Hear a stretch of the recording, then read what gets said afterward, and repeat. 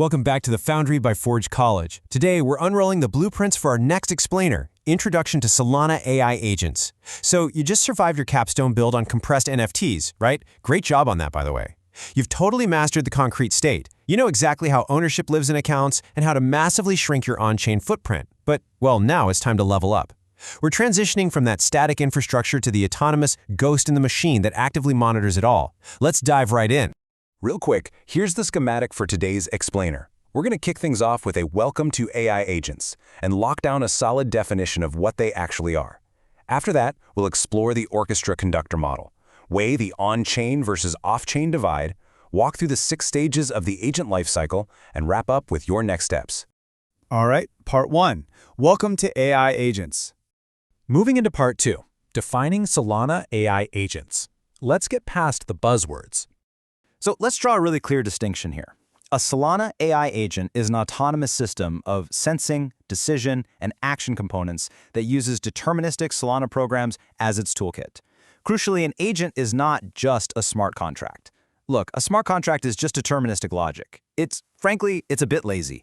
It just sits there on the blockchain, basically taking a nap, waiting to be poked by a validator. An agent, on the other hand, that's the active player doing the poking.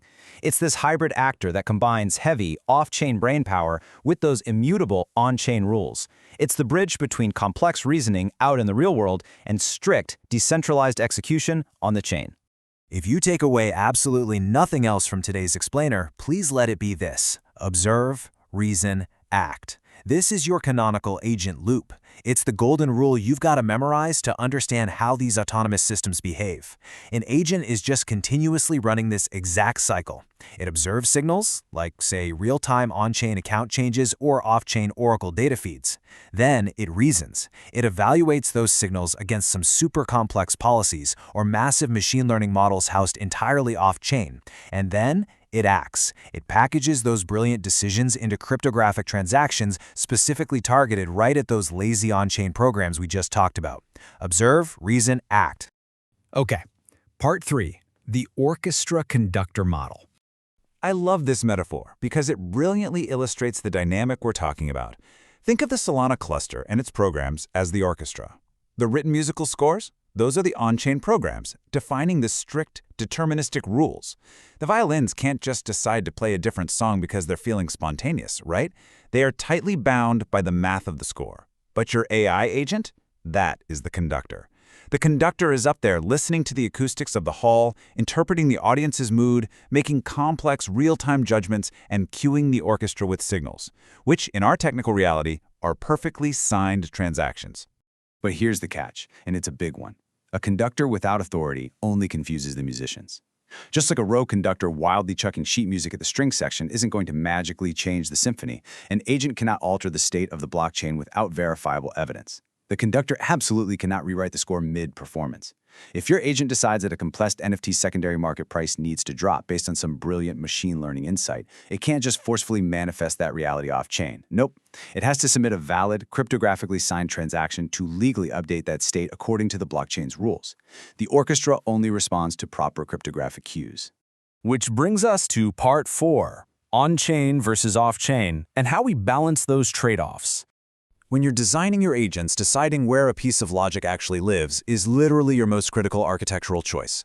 On-chain execution is authoritative. It's absolutely perfect for permanent state changes and dispute resolution. But computing there is expensive and you're bound by network latency.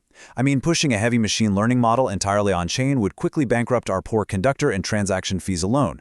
Conversely, off-chain execution gives you heavy inference and incredibly flexible probabilistic decision-making. You can run massive neural networks off-chain without breaking a sweat.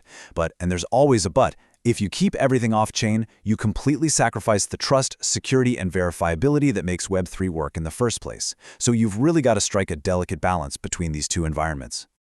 Moving right along to part 5, the agent lifecycle stages, from sensing to audit.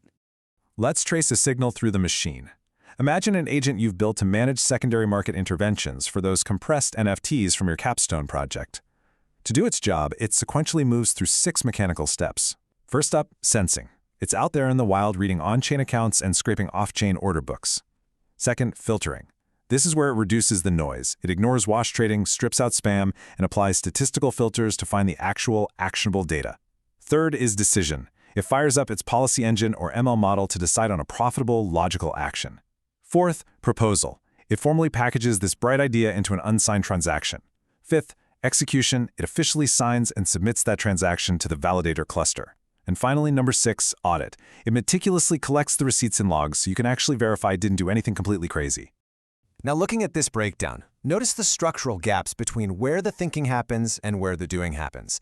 The sensing stage relies super heavily on off-chain indexers just to read the on-chain accounts efficiently. But the real heavy lifting, that decision stage with all its massive ML models and complex policies, well, that happens entirely off-chain, essentially in a black box. And guys, this is exactly why you must anchor cryptographic evidence on-chain during the execution stage. If your agent makes a choice off-chain, it absolutely must leave an on-chain receipt, like a signed intent or an evidence bundle, so that third-party auditing is always mathematically possible. Transparency in Web3 is non-negotiable, right? It's what keeps the agent's behavior contestable, verifiable, and honest. All right, part 6. Next steps and synthesizing our findings. Let's quickly review our core principles before we let you go today, just to synthesize everything we've built. Number 1, agents are not smart contracts themselves. They merely use on-chain programs as their toolkits to enact change. 2, the canonical loop is and always will be observe, reason, act. Seriously, burn that into your memory. 3, every single architectural design choice you make will be a trade-off between on-chain security and off-chain compute costs.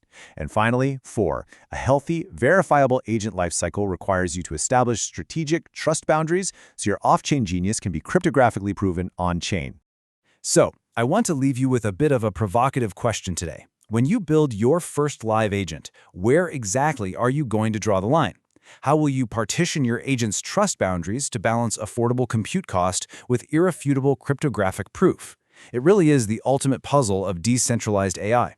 As you get ready for our next lesson on agent architectures, make sure to visit forge.college to dive deeper into Web3 systems, access more of our courses, and keep building your autonomous future. Thanks so much for tuning into this explainer, and I'll catch you in the next one.